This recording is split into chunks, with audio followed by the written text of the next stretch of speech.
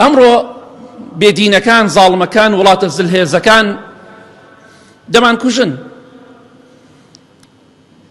بۆمبارانمان دەکەن هەر ڕۆژی لە شوێنێک و هەر جاری لە وڵاتێک و لە شوێنێک.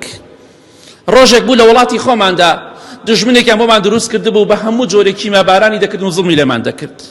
لە وڵاتێک تر یەکێتر دروست دەکەن، بەڵام ئیشیشیان پێی نەما، ئەم جا ملیەکەنە پەتاوی کوژن، تەواو ئیشیان پێت نەما و کۆتایی بە فلیمەکەی تۆ هات.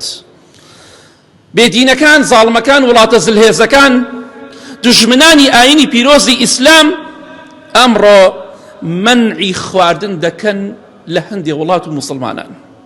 لە نەوەتەکانە حەسارێکی گەورەیان خستە سەر ئێمە، خەڵک نانی گەنم نەبوو بیخوات.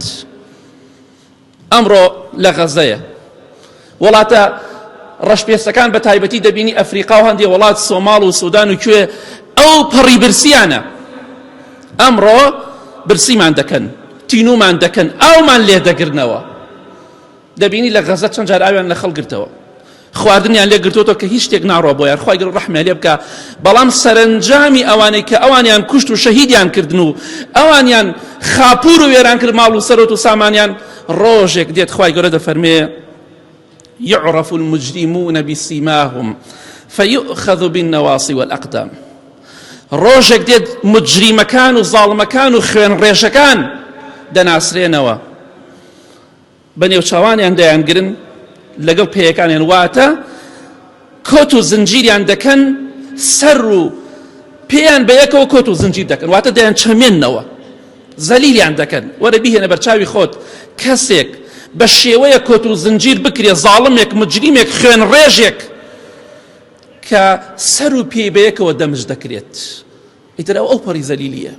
ڕۆژێک دێت بەخوا ئەم وڵاتە زلهێزانە تۆ دەیبینی، ئەم هەموو سەرکردە زاڵمە دەبینی لە ناو جەهەنەما کۆت و زنجیر دەکرێن.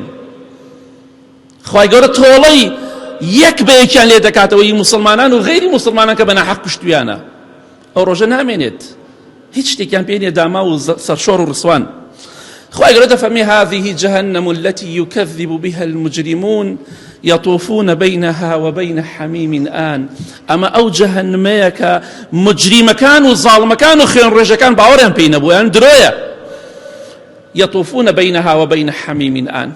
أوان لناو جهنم دا أمسر أوسر دكن آوي كلاو دخونوا كيمو جراحات الزوخاو دخونوا أمر منعي خواردن لهندي أولاد دكن منعي أو دكن بلام روجك ديت خويان دبي منعي آوان ليه بكريه، منعی خواردنی بەهشتیان لێ بکرێ، تەنها شتێک دەیخۆن ئاوی گەرمە درک و داڵە، کێم و جەراحەتی ئەهلی دۆزەخە پەنا بەخوای گەورە.